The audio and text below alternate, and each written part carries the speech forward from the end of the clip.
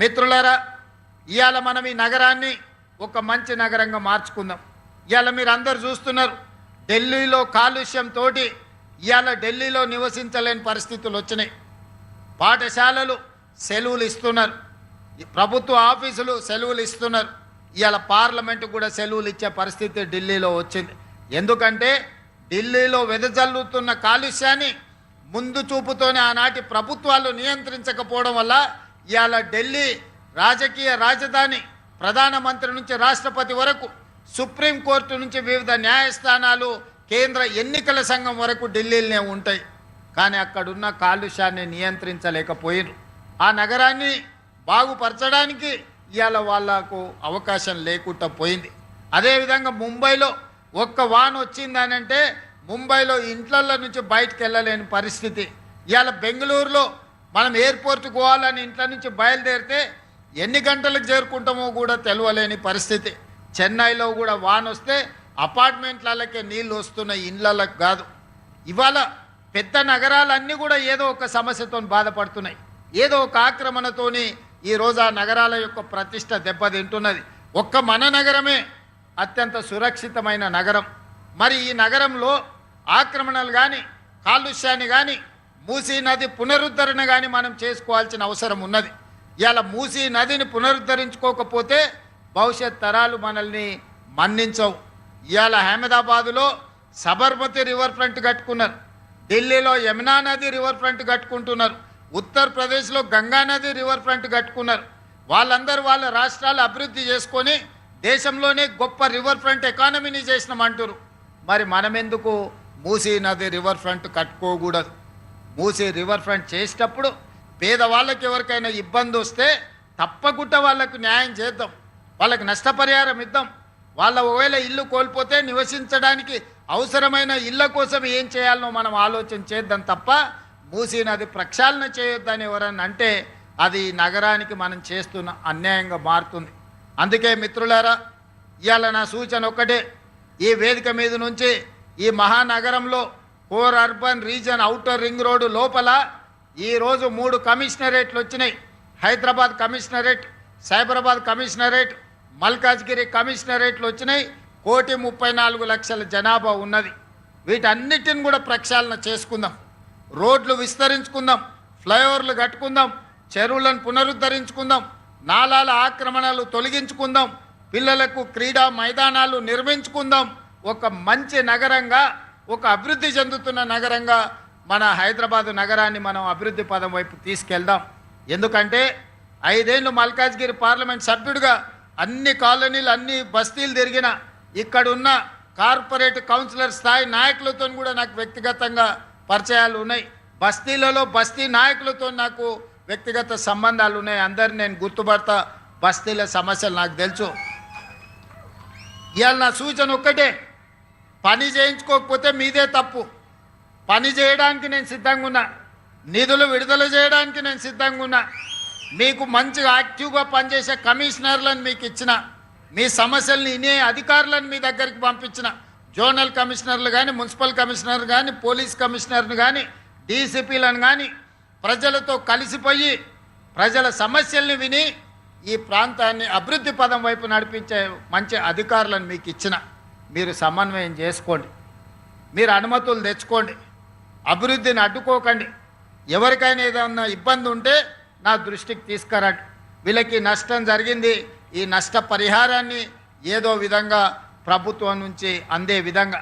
ఇవాళ స్థలం ఎవరిదైనా నిజంగా పట్టా ఉండి యజమాన్యపు హక్కులు ఉంటే వాళ్ళకి టీడీఆర్ ఇద్దాం, వాళ్ళని ఏ విధంగా ఆదుకుందామో చెప్పండి.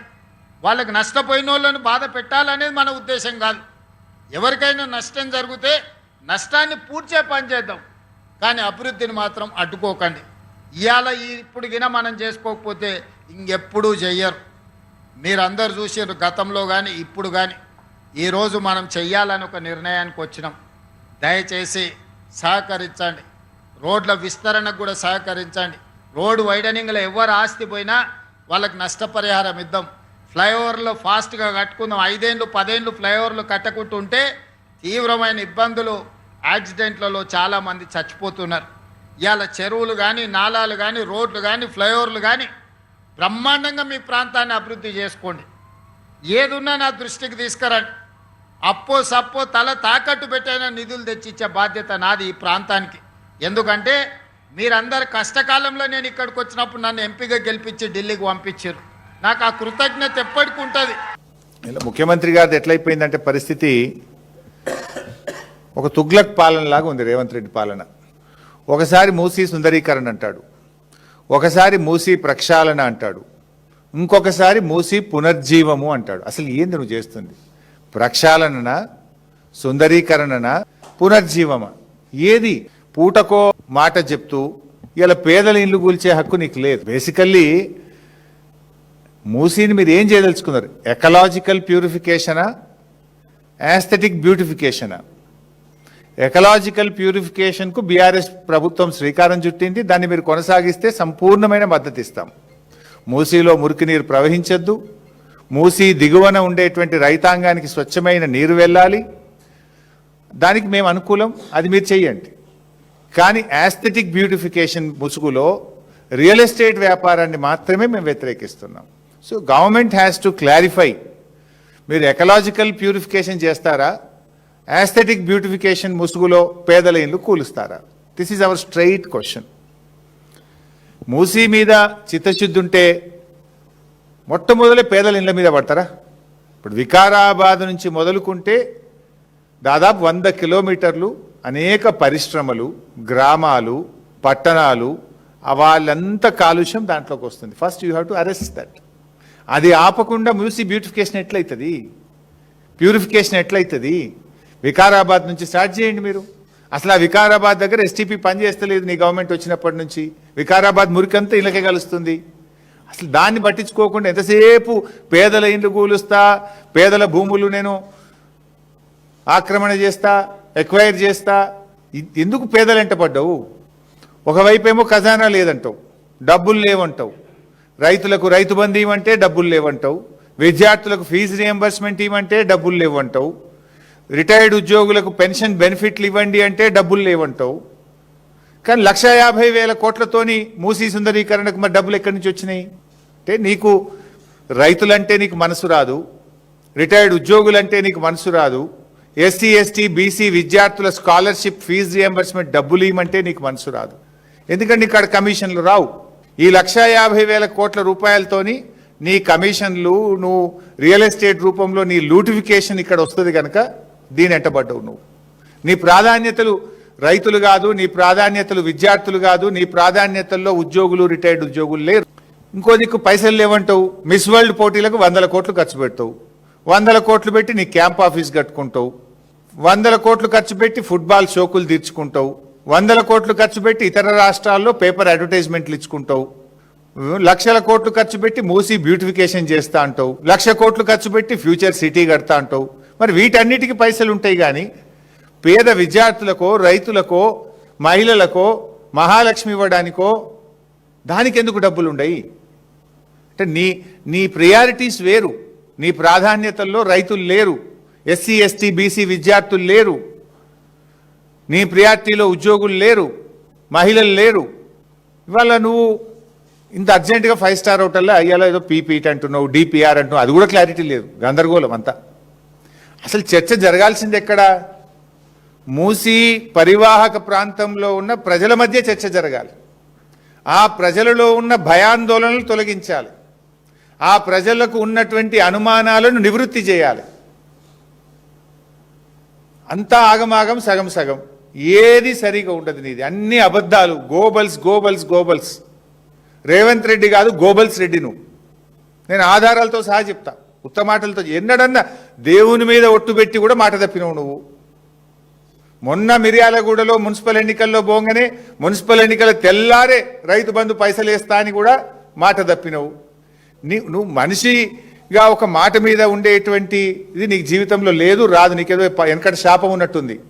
నిజాలు మాట్లాడాడు రేవంత్ రెడ్డి అనే ఒక శాపం మీద ఉన్నట్టుంది. అబద్ధాలు తప్ప నువ్వు ఎన్నడూ జీవితంలో నిజాలు మాట్లాడవు. నువ్వు మూసీని నిజంగా శుద్ధి చేయాలి, మూసీలోని మురికిని పారదోలాలంటే నువ్వు ఎస్టీపీలు ఫాస్ట్ గట్టు. గోదావరి నీళ్ళని తెచ్చి, కాళేశ్వరం నీళ్ళని తెచ్చి మూసీలో నీళ్లు వెయ్యి.